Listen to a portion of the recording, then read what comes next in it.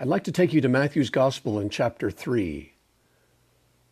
In verse 13, we read that Jesus came from Galilee to John, at the Jordan to be baptized. And in verse 16, it says the following: when Jesus had been baptized, just as he came up from the water, suddenly the heavens were opened to him, and he saw the Spirit of God descending like a dove and alighting on him. And a voice from heaven, a phenomenon well attested in rabbinic literature, a voice from heaven said, "This is my Son, the beloved, with whom I am well pleased." Wow, there's a lot about this I want to talk about with you. But first I want to draw your attention to verse 16 in some detail, because here you have a minor agreement between Matthew and Luke that differs from Mark. Matthew and Luke say the following: when Jesus had been baptized. They say exactly the same thing. When Jesus had been baptized. Mark reads this way: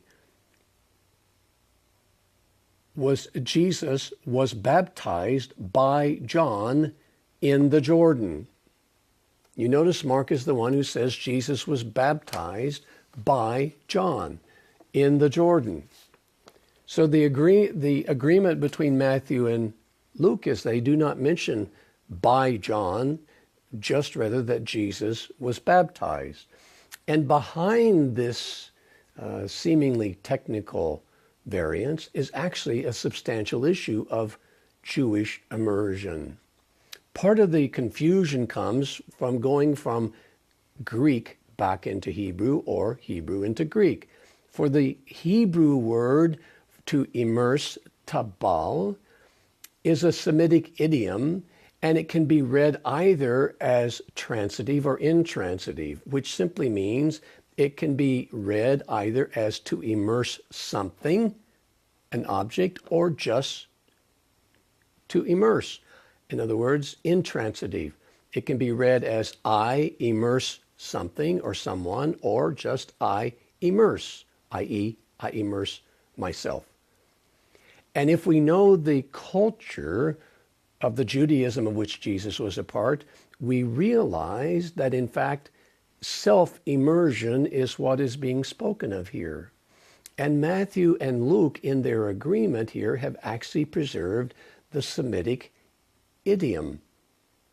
Not that Jesus was immersed by John, but that Jesus was self-immersed under the influence of John's preaching.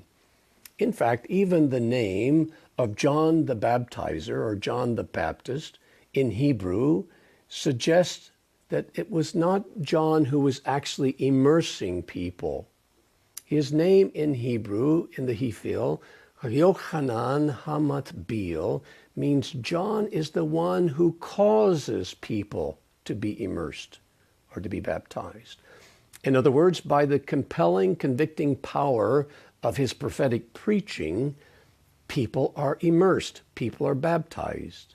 And to make sense of this, you need to understand the Jewish custom of ritual immersion, for this is the basis of what later becomes Christian baptism.